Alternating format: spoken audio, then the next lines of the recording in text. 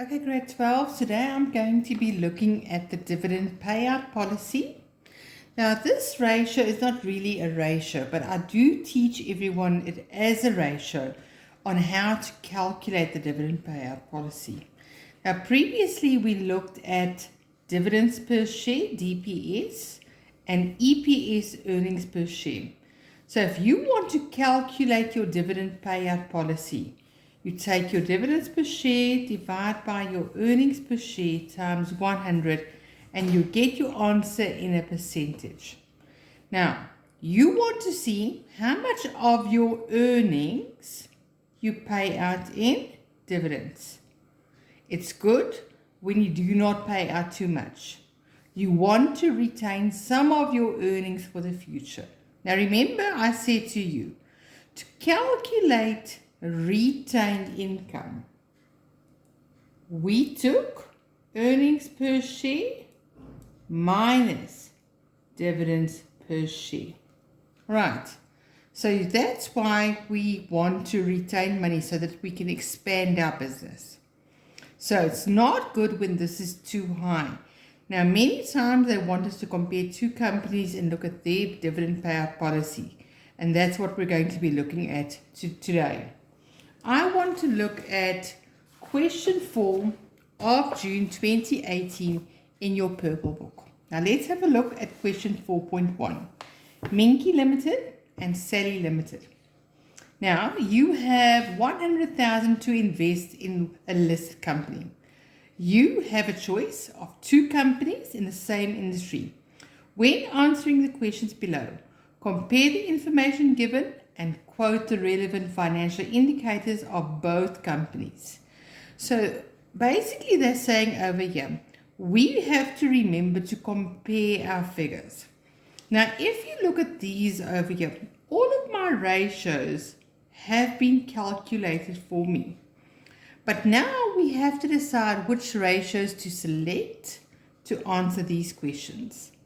The first one says, comment on the value of the shares of the two companies on the JSE. Explain how this will influence your choice in a company. Now with this one, you must remember when I speak about the JSE, Johannesburg Security Exchange, that's where they sell the prices. So you want to look at what is the value or the market price of those shares. So for this one, I will be looking at the market price.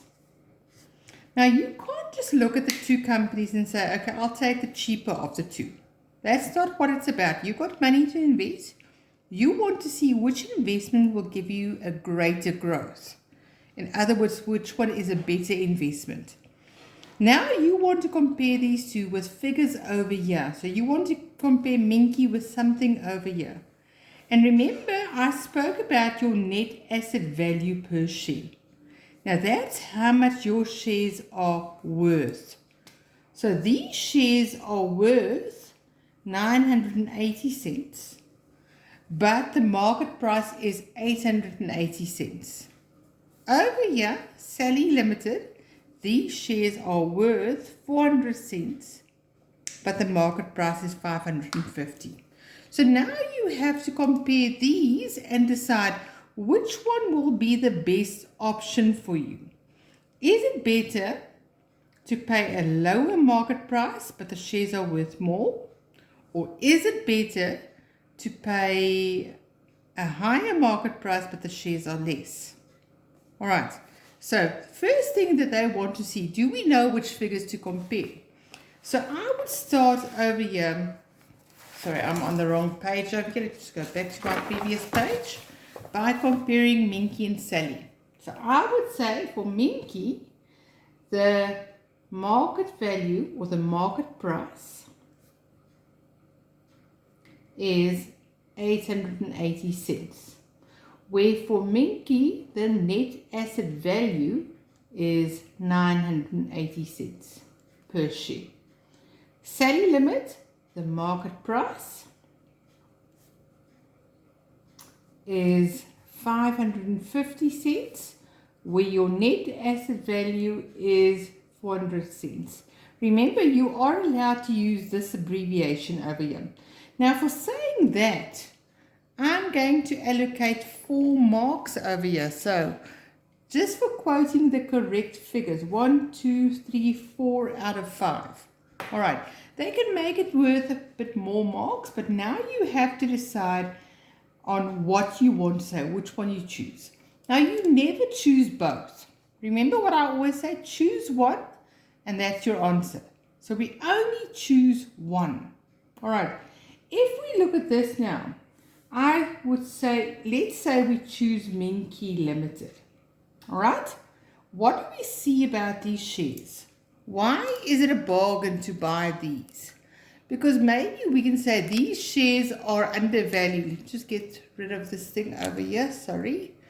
We can say that these shares are undervalued, so we will be paying a good price for them. All right. Or I could say, no, I would not invest in Menke Limited because the shares might be low in demand and that's why the price goes down. So that will be one of your choices there, right? Where if you look at Sally Limited, I would say the market price is $5.50, it's worth $400. So I would want to buy these shares because they are high in demand, which shows that they're going to grow. All right, that this 400 will grow, it will be worth more. Or I would not invest over here because they are overpriced. All right, so you choose one of your answers. If I go to my memo book over here, this is exactly what I said over here. The 1 mark for your choice and why you have a choice. So you would either write, I would invest in Menke or I would not. Or I would invest in Sally or I would not. All right, but I won't write all of these. I'll choose one of them and do that. All right, let's look at our next question. Our next question, question 4.1.2 says, comment on the dividend payout policy of the company. All right, now remember that's my new ratio that I just taught you. Dividend payout policy, I give you a ratio to calculate that. So I say you take your dividends per share for Menke, divide by your earnings per share times 100, and that gives me an answer of 50%. Now that means that they're going to distribute 50% of their earnings towards dividends.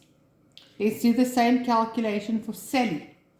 Dividends per share is 310 cents. Earnings per share 350 cents times 100, and that gives me an answer of 89% rounded off.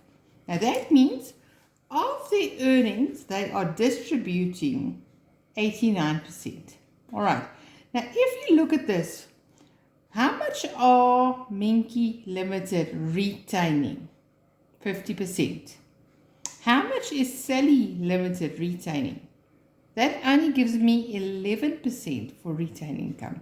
So do you see they are keeping lots of money for future growth, where Sally is not keeping a lot of money. Now, over here, I would say, all right, my comment on it, Menke is distributing half of her earnings and retaining the other half for further expansion. Where Sally Limited is distributing 89% of her returns. But why would any company want to do that? Because they want to satisfy the shareholders. They want to maintain the shareholders. They want the shareholders to be confident in that company. But then you can also comment and say that the retained income is not enough. Right? Once again, I'll put the answer on over here. And I'm going to give you a mark there. So you can see over here the mark allocation is for quoting the correct 2 figures, 1 mark, dividends and earnings, where if you do it like this, you still get your marks. All right? Distributing 50%, another mark. And the same over there. And just as I explained, 1 mark for your explanation there. Right? My next one, comment on the degree of risk and gearing. Explain how this will influence your choice. Now, with risk, you have to know which ratios is your risk ratios. All right. Now, let's quickly look at these ratios. If I look at my current ratio, asset test ratio, stock turnover rate, stock holding period, average debtors collection period, average creditors payments period. All of those are my liquidity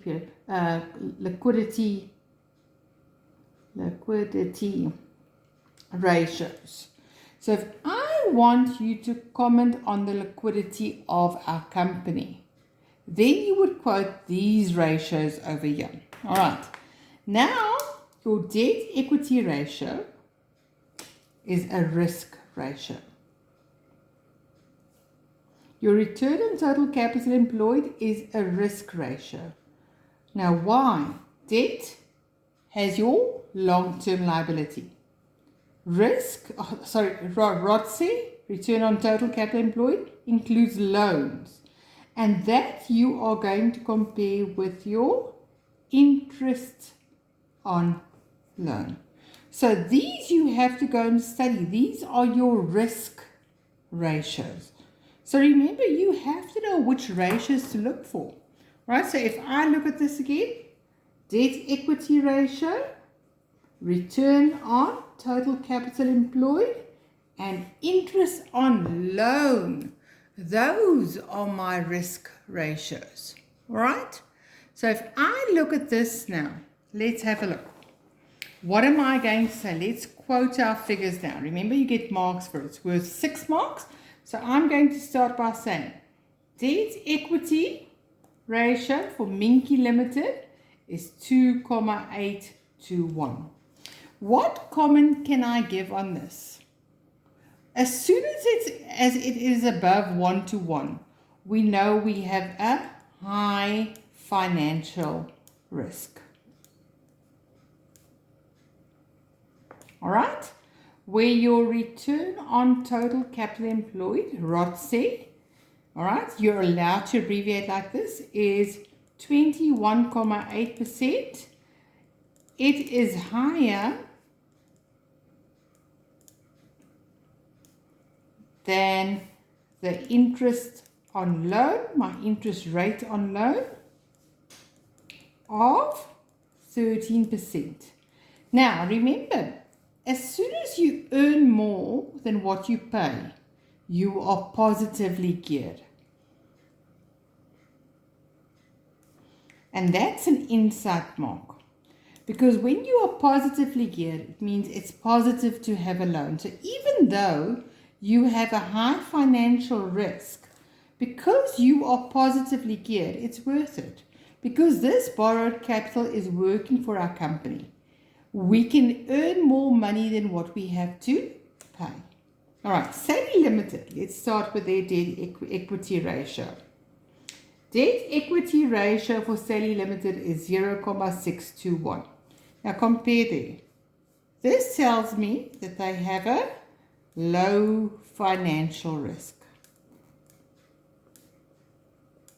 All right, where the return on total capital employed is 11%. Now remember, we want to compare it to their interest rate on loan. Now remember, the interest rate on loan was given over here. That's where I get these from. So you don't take your own interest rate, you take the one given over here. So I'm going to say it is lower than the interest rate on loan of 13%. Now remember, this means we are paying more interest than what we are earning from our loan. So now I can say we are negatively geared.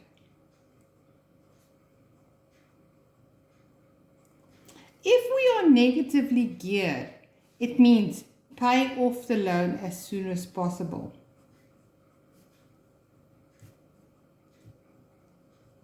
Now, Can you see over here? Menke Limited has a high financial risk, but they're better off than Sally Limited. Because Menke Limited is earning more money from their borrowed capital than what they are paying. Where Sally Limited has a low financial risk, but they are spending more money on the interest on loan than what they are earning from it. So which one is better off of the two companies? Menke Limited.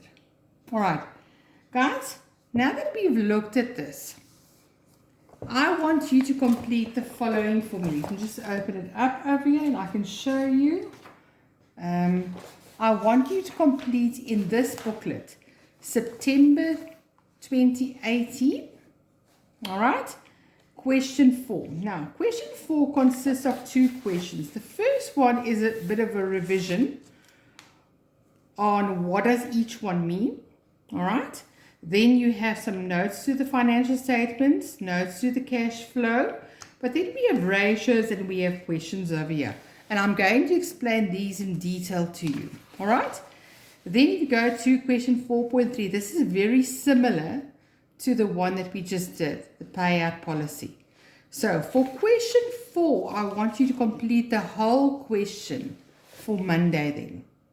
Thank you, grade 12.